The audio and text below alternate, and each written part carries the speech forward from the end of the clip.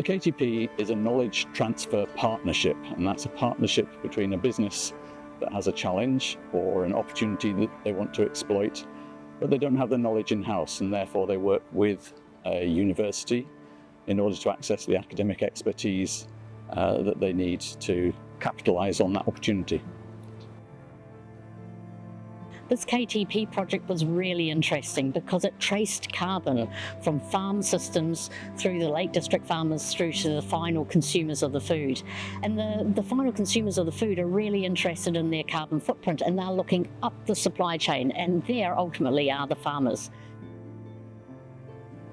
We started to look quite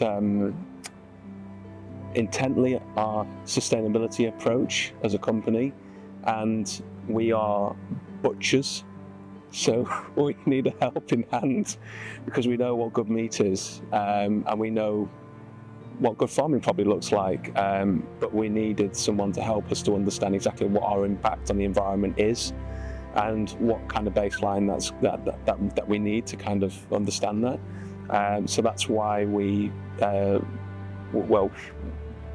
chose to work with an academic institution, because we believed that they had the unbiased outlook on what we were trying to achieve, whereas I think a consultant probably would tell you what you wanted to hear. So they challenged us and has helped us to force a lot of change within the company and the structure of how we operate. And the knowledge transfer partnership is a good way of doing that, because as well as us learning from them, they're learning from us as well.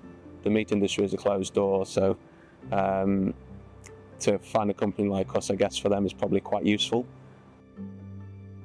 So the KTP is really interesting because it funds a KTP associate, and in this case we had somebody who was able to sit between the academics and industry, was able to speak both the language of the academics but also understand how that fitted with the challenges which were facing our industry partners, and so to translate our knowledge and make it useful for the industry partners to then act on.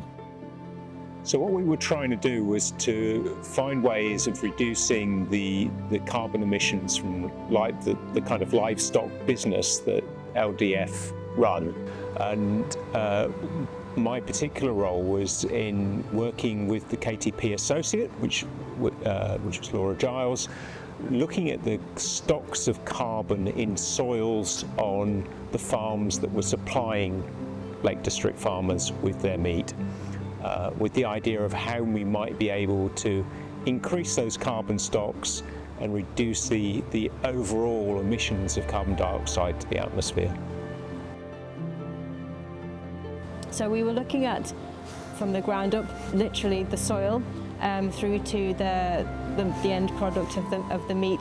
So we started off with looking at the carbon stocks that are held in the soil in these upland areas, and then from that data that we gathered, we looked at what those carbon stores might look like in the future. So under different modelling scenarios, we simulated how those stocks would change, and then we integrated that data into a carbon accounting framework for the farms, so that the Lake District farmers would then have an overall result of just what the impact of that meat production was.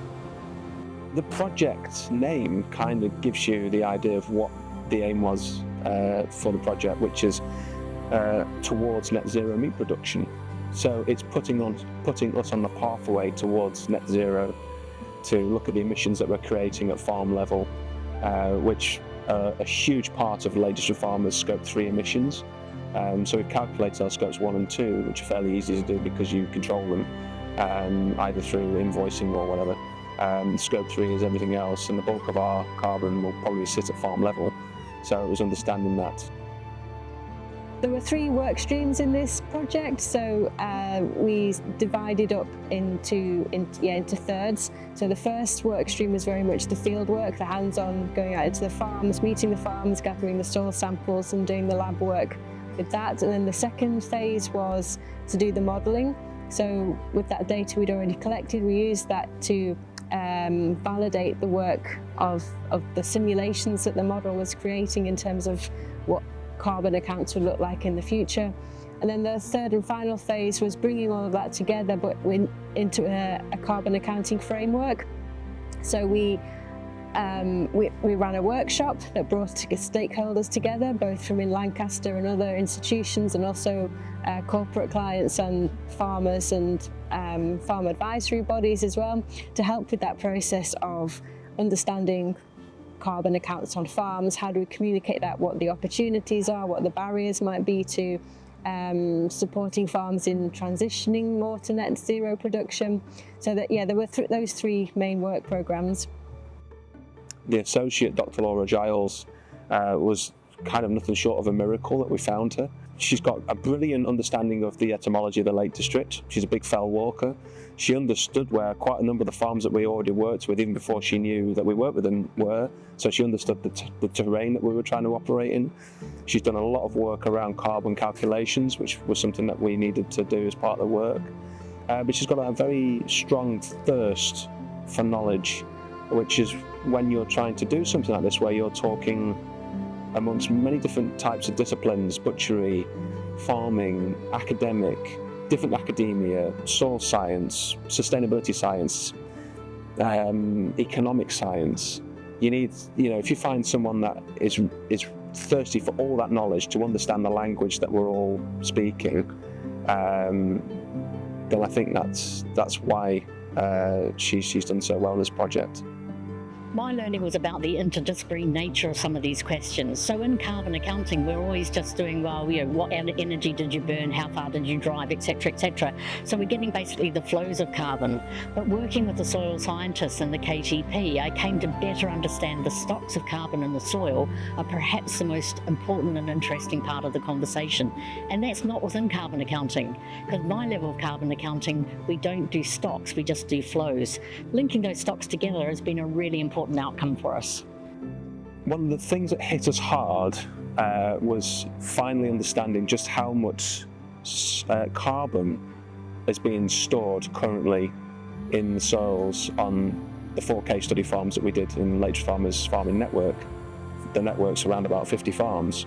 We did it on 4, and you're talking tens of thousands of tons of carbon stored in the soil on these farms. And that's a huge responsibility for us as a company, because if we make a decision in the boardroom to, let's say, increase numbers, and we go back to our farms and say, right, you have to produce this amount of meat by this date or else, they might turn around to us and say, well, we can't do that. Or they might turn around to us and say, that's no problem, leave it with us. And then they start ploughing fields and releasing all that carbon that we've stored. And that will be, you've got the attributional wise, we need to grow as a company. Consequence of some decisions that we can make could effectively turn that carbon storage into a carbon emission. So it's vital we got our heads around that to begin with. And that's the baseline of all our sustainability strategy. There were many questions left from the KTP, as you could imagine. And so one of the questions is about what kind of claims people might make about Lake District farmers' meat, and making sure those claims are robust. So this is an area of future work which we're already starting to scope out, because it was a question that we didn't anticipate, but one that was certainly prompted by the KTP. So I think this is super valuable for the university, working with a business like Lake District Farmers in a KTP, because part of what universities are about is about trying to be a force for good in the world. And by working with Lake District Farmers, we're trying to explore new ways to move towards net zero. That's really important in tackling the climate crisis, and what could be a better force for good than that. This project has opened the doors to Lake District Farmers to many different things, many different ways of thinking, not just within soil science, but in the wider understanding of what sustainability within the meat industry actually is. And through that, we have made some great connections at various departments within the university. We will be carrying on various projects with the university. We might well look at bringing in some of our customers to work alongside us, to become almost like collaborators. There's a lot to do, and it has definitely opened our eyes, given us a lot of hope, and working with this university, the support network is fantastic, not just with the academic staff, but also the office staff as well. The administrative staff have been some of the best I've ever seen in any organisation or company. So I feel very confident when we're looking at taking the work that we've done, elevating it, looking at other options. I feel comfortable and confident that, you know, working with Lancaster University, it's going to work. It's going to be a benefit to us, our farmers, and our customers ultimately.